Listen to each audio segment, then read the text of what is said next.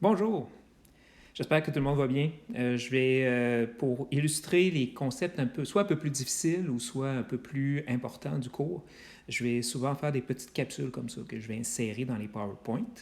Donc le premier de la série, c'est la capsule qui va porter sur la création. Comment créer un champ magnétique? Votre première question va peut-être être, ben c'est facile, on a juste besoin d'un aimant. Oui, c'est vrai. Sauf que l'aimant, lui, il fonctionne comment pour créer un champ magnétique? Donc, c'est ça la question. En fond. Qu'est-ce qui crée le champ magnétique de l'aimant ou de n'importe quel objet? Donc là, ici, en fait, ce qu'il faut comprendre, on va faire un petit retour sur ce que vous avez vu la session dernière avec Mélissa. Vous avez vu pour le champ électrique, pour produire un champ électrique, ça prend une charge électrique. Autrement dit, imaginons que ça, c'est ma particule. Et si ma particule a une charge, disons, positive comme ça, ben, elle va avoir autour d'elle un champ électrique. Pas de champ magnétique, par contre.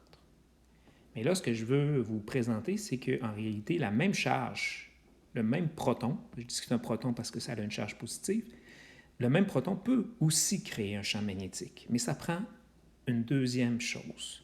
Autrement dit, deuxième facteur, c'est que ça prend deux choses pour créer un champ magnétique. Première chose, ça prend une charge électrique, comme le proton ici. Mais la deuxième chose que ça nous prend pour pouvoir créer un champ magnétique, ça nous prend un mouvement. Désolé, probablement que vous entendez des petits tics quand je tape sur mon iPad. Le mouvement, en fait, c'est qu'on va supposer tout simplement que notre proton se déplace. Il se déplace en suivant une certaine trajectoire que je vais illustrer ici, dans cette direction-là, par exemple.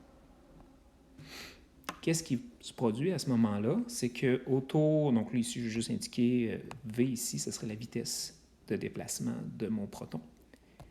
Ben, en plus du champ électrique du proton, qui va toujours être là, il va maintenant y avoir un champ magnétique. Et le champ magnétique, quelle forme il va avoir? Ben, ça va consister en des lignes, des boucles en fait, qui vont s'enrouler comme ça autour de la trajectoire de notre charge.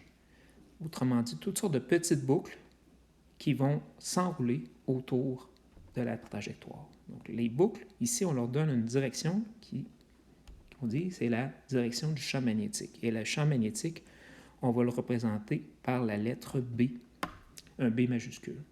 Donc, la direction des flèches indique la direction du champ magnétique.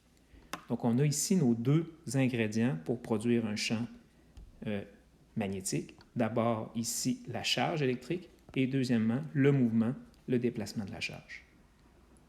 Question suivante. Mais dans un aimant, il n'y a pas de mouvement. Qu'est-ce qui crée à ce moment-là le champ magnétique? C'est la même chose en fait. C'est que dans l'aimant, comme dans n'importe quelle substance, dans n'importe quelle matière, il y a des charges électriques. Et ces charges électriques-là sont réparties sous la forme d'atomes. Donc, je vais juste ici, pour l'illustrer, dessiner un atome. Donc, imaginons ici, ce serait le noyau de l'atome. Donc, je vais mettre un N pour noyau, mais en réalité, le noyau comporte deux types de particules, comme vous avez vu aussi avec Mélissa, les protons et les neutrons. Mais en plus de ça, on retrouve tout autour du noyau des plus petites particules, les électrons, qu'on va noter juste E. Ben, un électron, ça a une charge aussi, c'est une charge qui est négative dans ce cas-là. Et les électrons, qu'est-ce qu'ils font? Ben, ils tournent comme des petites planètes autour du noyau. Donc, on a notre mouvement. On a la charge, en fait, les charges. On a les charges dans le noyau et on a les charges au niveau des électrons. Mais on a aussi un mouvement parce que, justement, nos électrons tournent autour du noyau. Et j'ajouterais même qu'à l'intérieur même du noyau aussi, il y a du mouvement. Les protons ne sont pas au repos. Ils subissent aussi des mouvements, comme on va le voir bientôt. OK. Donc là, dans le cas de l'aimant, qu'est-ce qui se passe? C'est au niveau atomique que le mouvement se produit. Et ce mouvement-là produit un champ magnétique. La question qui pourrait suivre, si vous êtes assez perspicace, c'est « Ouais, mais en fond, toute la matière est composée d'atomes. Pourquoi certaines substances sont aimantées et d'autres non? » Ce qui fait qu'une substance est aimantée, c'est qu'il faut qu'il y ait une certaine particularité. C'est que normalement, dans la plupart des substances, comme par exemple dans notre corps, donc dans les tissus en général, évidemment, il y a des atomes comme ici, mais les petites aimantations des électrons s'annulent mutuellement. C'est le cas en général dans la nature. Donc, les orientations sont aléatoires pour les mouvements des électrons, ce qui fait qu'au total, ça nous donne un gros zéro, donc pas de champ magnétique total, étant donné que les mini-champs magnétiques de chaque électron s'annulent. Un aimant, c'est particulier. Il faut que ce soit composé d'un certain type de substance, entre autres le fer, qui contient des électrons supplémentaires qui vont créer le champ. Et en plus, il faut les aimanter ensemble. Autrement dit, il faut aligner les mouvements des électrons à l'aide d'un champ magnétique extérieur. Donc, pour créer un aimant, ça prend un champ magnétique extérieur à l'aimant à la base. Et ce champ magnétique-là va tendre à tous aligner les mouvements des électrons ensemble. Donc, là, à ce moment-là, on a un aimant. Fin de la parenthèse. À retenir quand même, c'est nos deux facteurs ici. Dernière chose que je veux voir avec vous dans cette capsule-là, c'est les électroaimants. Donc, les électroaimants, c'est un autre type d'aimant, mais qui est obtenu en utilisant des bobines de fil. Donc, je vais dessiner ici une bobine. Mettons qu'on la voit de côté. On va supposer. Donc, ça, c'est la bobine. On a du courant qui circule à l'intérieur. Donc, je vais juste mettre une flèche ici pour dire qu'il y a du courant, je vais noter par I, qui circule dans la bobine. Le courant, c'est des charges qui bougent. Les charges bougent en tournant autour dans le sens justement des flèches. Alors, qu'est-ce que ça fait? Ce mouvement-là crée un champ magnétique. Et le champ magnétique, dans ce cas-là, dans le cas justement d'une boucle comme celle-là, ça va être tout simplement un champ magnétique que je vais représenter ici.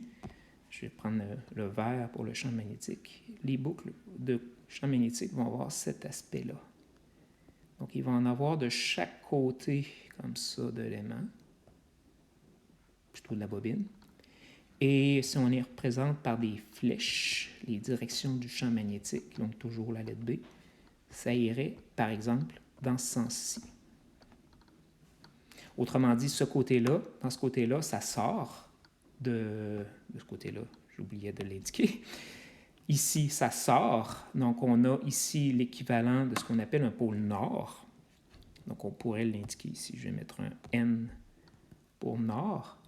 Et les lignes de champ ensuite rentrent du côté opposé, donc on aurait ici un pôle sud que je vais mettre avec un S. Donc on a un aimant qui a été créé artificiellement à partir d'un fil électrique en faisant circuler du courant. En réalité, tous les appareils dans lesquels il y a un courant qui circule vont créer des champs magnétiques. En général, ils sont très très faibles, à peine perceptibles. C'est pour ça qu'on n'en parle pas en général. Mais si on a une bobine avec un courant assez fort, surtout si on enroule la bobine plusieurs fois au lieu d'une seule, comme dans le cas de l'aimant de l'IRM qu'on va voir bientôt, à ce moment-là, le champ magnétique va être très très fort. Donc ça termine cette capsule.